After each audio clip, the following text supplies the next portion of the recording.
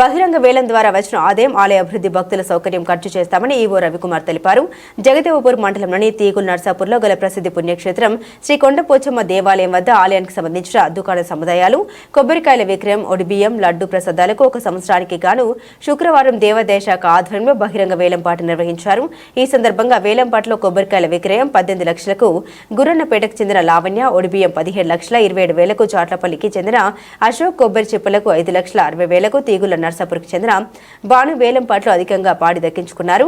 ఈ సందర్భంగా ఆలయ ఈవో రవికుమార్ మాట్లాడారు. వేలం ద్వారా వచ్చిన ప్రతి రూపాయి అమ్మవారి బ్యాంకు ఖాతాలో జమ చేసి విడతల వారీగా ఆలయ అభివృద్ధి శక్తుల సౌకర్యార్థం ఖర్చు చేస్తామని తెలిపారు.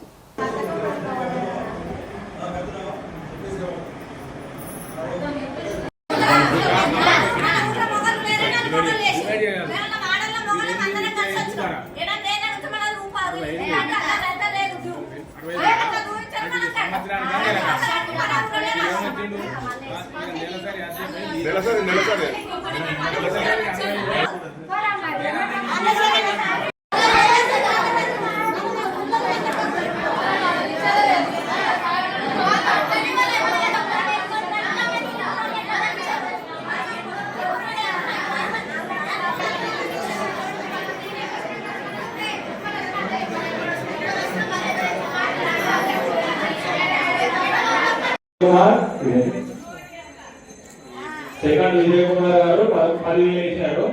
థర్డ్ కిషోర్ గారు 16,66,000 రూపాయలు.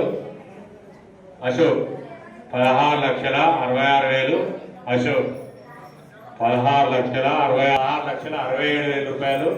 కనకారెడ్డి ప్రసాదాల విక్రయం మరియు 3వ నంబరు 4వ నంబరు షాపులకు పూల డెకరేషను, క్యూ లైన్ పందిర్లు మొదలైన వాటికన్నిటికీ మళ్ళీ టెండర్ వేలం నిర్వహించబడుతుంది. ఈ మనం వచ్చిన ఆదాయం మొత్తమును దేవాలయ అభివృద్ధికి వినియోగించడం జరుగుతుందని తెలియజేస్తున్నాం. వివిధ టెండర్ బహిరంగ వేలముల ద్వారా